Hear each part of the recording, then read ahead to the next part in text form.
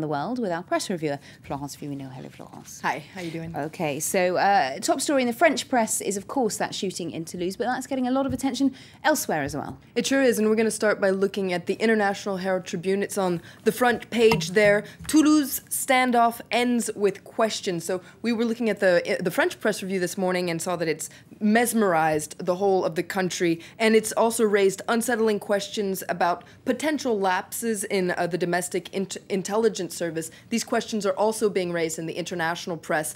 Also, the crisis has shifted the focus of the presidential campaign here in France from the economy to security issues, and it's put President Nicolas Sarkozy in the spotlight. Okay, well, moving to The Guardian as well, many international papers are actually applauding the way that Nicolas Sarkozy's handled this. Absolutely, it's rather surprising for The Guardian, which tends to be rather left-leaning, to be supporting Nicolas Sarkozy, but they say that Nicolas Sarkozy reacted properly to the week's terrible events.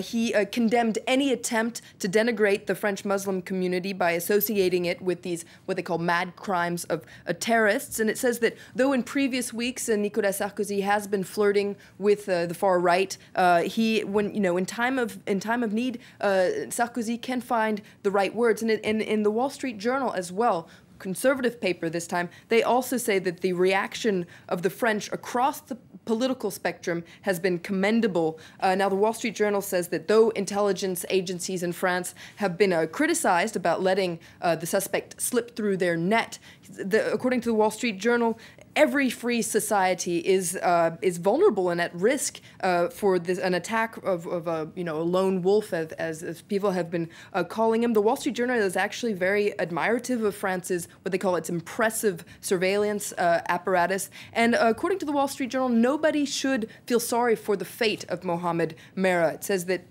he wanted to die gun in hand, and he got exactly what he wanted. And the Wall Street Journal says that French politicians shouldn't be afraid to call a spade a spade. A lot of French politicians were a little, they didn't want to call him a jihadist at first because they didn't want to stigmatize France's Muslim community. But the Wall Street Journal says that he was a jihadist and that French politicians shouldn't be afraid to call him that.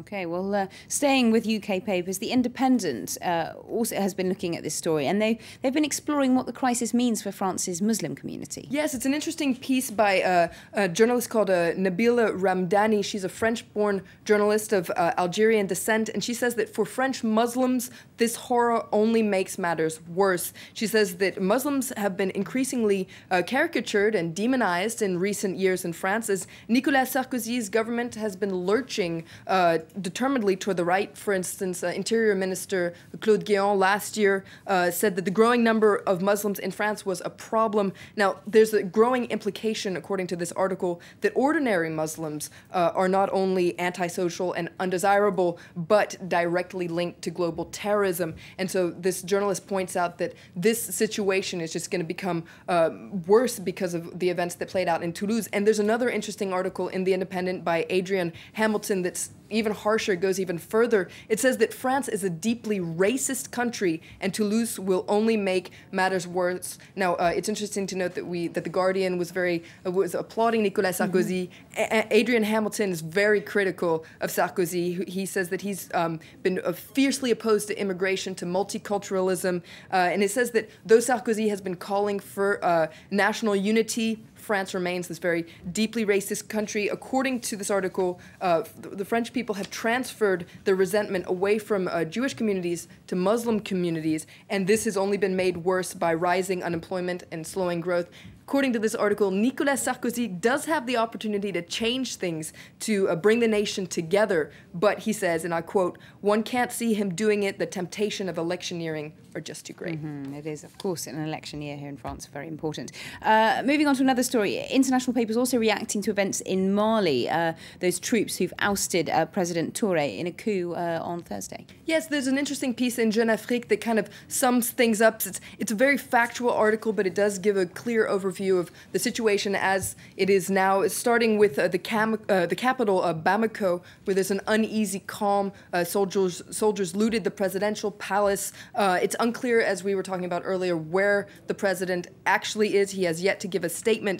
president. And the article points out that there's been widespread condemnation of the coup, starting with the UN. It says that it's a harsh blow to one of the very few well-established democracies in the very volatile Saharan region. Okay, thank you very much indeed, Florence Bruno, for that look at today's international papers.